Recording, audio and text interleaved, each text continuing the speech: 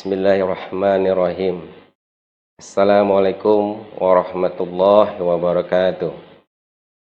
Alhamdulillahi rabbil alamin. Wabihi nasta'inu ala umurid dunya waddin. Wassalatu wassalamu ala asrafil mursalin wa ala alihi wa sahbihi ajma'in. Amma ba'du. Puji syukur kita ucapkan kepada Allah wa Jalla dengan mengucapkan Alhamdulillah. Pada hari ini kita bertemu kembali dalam bulan dakwah kafah edisi 173 bertepatan dengan tanggal 10 Jumada Al-Ula 1442 Hijriah atau 25 Desember 2020 Masehi.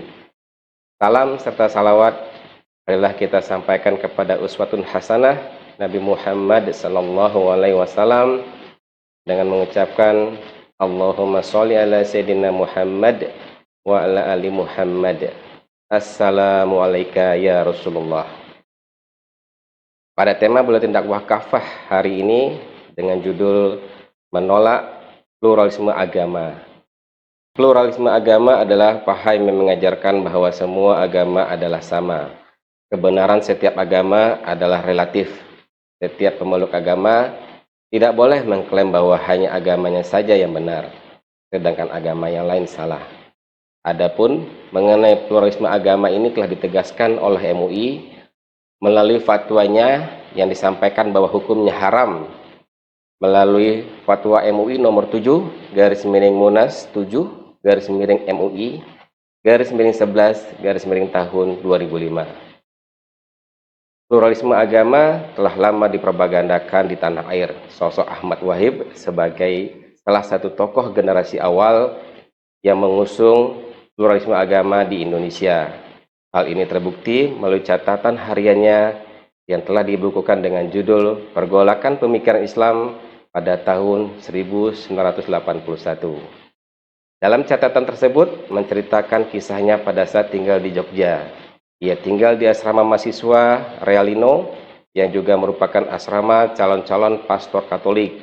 Dalam pergaulannya bersama para Romo Katolik dan teman seasramanya tersebut, ia merasa sangat bahagia. Ia bahkan mengatakan, "Aku tak yakin apakah Tuhan tega memasukkan Romoku itu ke neraka." Sejak kasus tersebut, propaganda pluralisme agama tak pernah berhenti hingga kini. Umumnya, propaganda pluralisme agama ini dilakukan oleh kaum liberal. Sumanto Al-Qurtubi adalah salah satunya dalam bukunya berjudul Lubang Hitam Agama. Pria lulusan program Pasca Sarjana Universitas Kristen Satya Wacana Salatiga tahun 2003 ini mengatakan bahwa Gandhi serta Luther, Romo Mangun, dan Bunda Teresa juga akan berada di surga. Pemirsa PC yang dirahmati Allah Subhanahu wa taala, propaganda pluralisme ini semakin diperburuk dengan adanya manipulasi makna ayat suci Al-Quran yang dilakukan oleh kaum liberal seperti terdapat pada firman Allah sebagai berikut. A'udzubillahi minasyaitonirrajim. Bismillahirrahmanirrahim. Innal ladzina amanu wa allazina hadu wan nasara was-sabiina man amana billahi wal yaumil akhir wa amila sholihan falahu ajruhum inda rabbihim wala khaufun alaihim wala hum yahzanun. Sungguh orang-orang mukmin, orang-orang Yahudi, orang-orang Nasrani, dan orang-orang Sabi'in, siapa saja di antara mereka yang benar-benar mengimani Allah dengan hari akhir serta beramal soleh, mereka akan menerima pahala dari Tuhan mereka. Tidak ada kekhawatiran pada mereka, tidak pula mereka bersedih hati. Quran Surah Al-Baqarah ayat 62. Ayat Al-Quran ini biasa mereka jadikan dalil atas keabsahan pluralisme agama. Pemahaman seperti ini tentu salah karena dua alasan. Pertama, karena mereka mengabaikan ayat-ayat lain juga menjelaskan tentang kekafiran golongan Yahudi dan Nasrani serta kaum musyrik. Dan yang kedua, karena yang dimaksud dengan orang-orang Yahudi, Kristen, dan Sabi'in yang selamat adalah mereka yang mengimani Allah Subhanahu wa taala dan menjalankan amal soleh secara benar sebelum kedatangan Muhammad sallallahu alaihi wasallam, bukan orang-orang Kristen dan Yahudi pada saat zaman sekarang ini. Pemirsa PC yang dirahmati Allah Subhanahu wa taala, paham pluralisme agama jelas batil dan wajib ditolak. Setidaknya karena 4 alasan. Pertama, secara normatif, pluralisme agama bertentangan secara total dengan akidah Islam. Sebab pluralisme agama menyatakan bahwa semua agama adalah benar. Ini jelas bertentangan dengan akidah Islam yang menyatakan hanya Islamlah yang benar, sesuai dengan Quran Surah Al-Imran ayat 19. Kedua, asal-usul paham pluralisme bukanlah dari Islam, tetapi dari sekularisme Barat, mengalami trauma konflik dari perang antara Katolik dan Protestan, juga Ortodoks. Misalnya pada tahun 1527, di Paris terjadi peristiwa disebut The Saint Bartholomew's Days. Pada suatu malam di tahun itu, sebanyak 10.000 jiwa orang Protestan dibantai oleh orang Katolik. Peristiwa mengerikan semacam inilah yang lalu mengilhami revisi teologi Katolik dalam Konsili Vatikan II tahun 1962 sampai 1965. Jadi, paham pluralisme agama ini tidak memiliki akar sosio-historis yang genuine atau yang asli dalam sejarah dan tradisi Islam. Paham ini justru diimpor dari settingan sosio-historis kaum Kristen di Eropa dan di Amerika Serikat. Dan yang ketiga, dalam pelaksanaannya gereja tidak konsisten.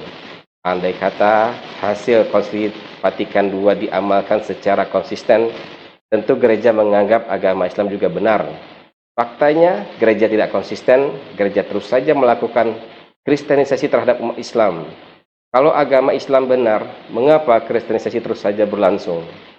Dan keempat, yang terakhir, pluralisme agama diklaim bertujuan untuk menumbuhkan hidup berdampingan secara damai, toleransi, dan saling menghormati antar umat beragama.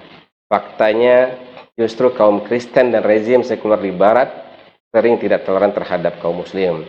Maraknya larangan hijab dan perlakuan diskriminatif terhadap kaum Muslim di sejumlah negara Eropa hanya salah satu contohnya. Bahkan Barat seringkali melabeli kaum Muslim yang berpegang teguh pada syariahnya sebagai kaum radikal, bahkan dituding berpotensi menjadi teroris. Padahal yang radikal dan teroris adalah mereka. Merekalah yang banyak menumpahkan darah umat Islam. Menurut Amnesty International misalnya, ketika Amerika Serikat menginvasi Irak, lebih dari 100.000 jiwa umat Islam dibunuh oleh Amerika Serikat.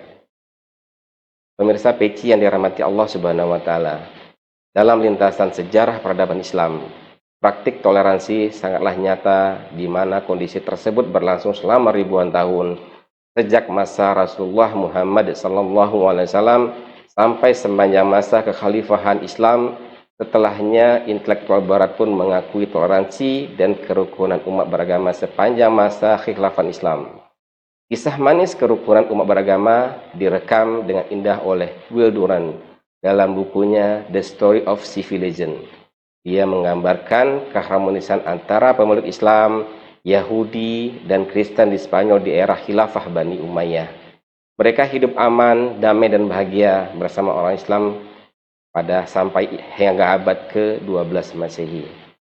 Namun demikian, toleransi beragama tentu berbeda dengan sinkretisme agama sebagai salah satu ekspresi dari paham pluralisme agama. Sinkretisme agama adalah mencampur adukan keyakinan, paham, atau aliran keagamaan. Hal ini terlarang dari dalam Islam. Contohnya pada saat perayaan Natal bersama, pemakaian simbol-simbol agama, ucapan salam lintas agama, doa lintas agama.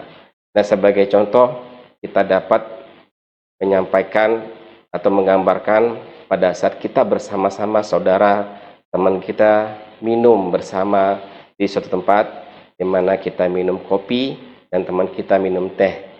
Dan kita saling menikmati minuman yang kita minum, tanpa kita mencampur adukan kopi dan teh kedua-duanya.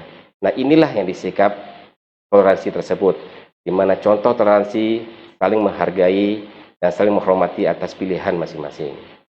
Sehingga dapat disimpulkan bahwa umat Islam tidak membutuhkan paham pluralisme. Cukuplah akidah dan syariat Islam yang menjadi pegangan hidup mereka. Keduanya merupakan sumber kebahagiaan di dunia dan akhirat. Akidah dan syariat Islam sekaligus juga menjadi kunci kebangkitan Islam. Sejarah telah mencatat dengan tinta emas bahwa dengan berpegang teguh pada akidah dan syariat Islam, umat Islam tampil sebagai umat terbaik yang membawa rahmat bagi seluruh alam. Itu terjadi sepanjang khilafat Islam selama tidak kurang dari 13 abad. Akhir kalam, saya ingin menyampaikan semoga apa yang saya sampaikan pada hari ini, pada kesempatan ini dapat bermanfaat untuk semua, dan saya meminta maaf jika memang dalam penyampaian saya ada yang kurang berkenan, karena yang datangnya dari Allah pasti benar dan kesalahan ada dari saya.